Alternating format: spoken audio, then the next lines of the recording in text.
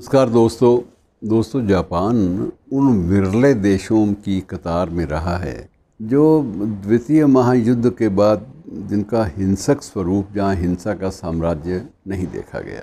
ये वह देश है जहां हिरोशिमा और नागासाकी जैसे भयावह कांड प्रकरण होने के बाद नवनिर्माण में ये देश ऐसा जुटा कि उसने अपने आप को बिल्कुल एक अलग सतह पर खड़ा कर लिया और एक नई वहाँ कल्चर, नई संस्कृति का विकास हुआ। और ये भी एक कारण है ठोस कि जापान में अपेक्षाकृत आतंकवादी वारदातें नहीं हुई इस अवधि में, पिछले कुछ दशकों की अवधि में। वो इसलिए भी नहीं हुई कि वहाँ के लोग हिंसा से ऊब चुके थे और वहाँ एक अजीब तरह की एक सन्नाटा, एक शांति, एक रचनात्मकता का माहौल जो है वो धीरे धीरे पैदा हो रहा था। अब वहाँ पर जब एक लोकप्रिय पूर्व प्रधानमंत्री शिंजो एबे की हत्या हुई है, उनको गोली चलाई गई, उन पर गोली दागी गई, और वो भी तब जब अपनी एक छोटी सी वो जनसभा को संबोधित कर रहे थे, चुनावी जनसभा को, तो वहाँ पर गोली उनको मारी गई और उससे कि फलस्वरूप उन्होंने आखिरी सांस भी जल्दी ले ली। हमारे लिए दुखद दो कारणों से कि एक तो जापान की छवि, हम सब के मन में रचनात्मकता और निर्माण की छवि बनी हुई थी, और रचनात्मकता, निर्माण और सकारात्मकता, पॉजिटिविटी छवि वाले किसी देश में अगर ऐसी बात होती है, वो भी एक लोकप्रिय नेता के साथ, तो ये बात बड़ी गलत हो जाती है।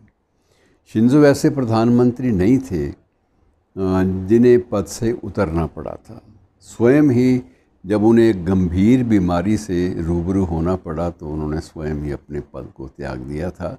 ये बात अलग है कि वर्तमान मंत्रिमंडल भी उनका जो भाई है छोटा, वो भी एक प्रतिरक्षा मंत्री के पद पर, महत्वपूर्ण पद पर नियुक्त है। का मान सम्मान जो है वो बाकायदा बना हुआ था अब तक, और उसी मान सम्मान के तकाजे से वह उम्र के इस मोड़ पर भी अपने दल की, अपने राजनीतिक दल की एक चुनावी सभा को संबोधित करने के लिए गए हुए थे।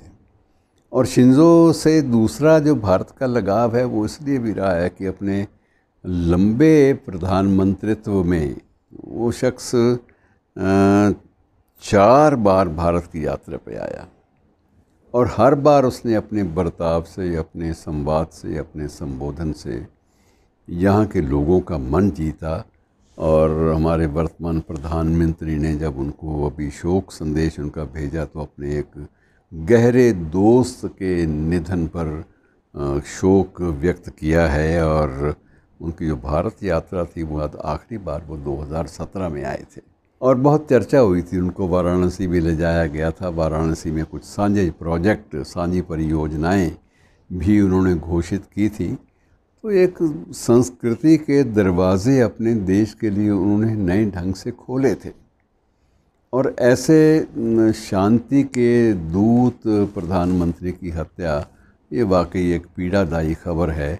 और जितना दुख वहाँ पर व्याप्त है जापान में, लगभग उतना ही हमारे देश में भी कुछ एक क्षेत्रों में दुख व्याप्त है और शोक व्यक्त किया जा रहा है, आधिकारिक रूप से भी और राजनयिक रूप से भी और निजी रूप में भी। हमारे नेताओं ने, बहुत सारे नेताओं ने इसे एक पीड़ादायी खबर बताया है। शुक्रिया दोस्तों।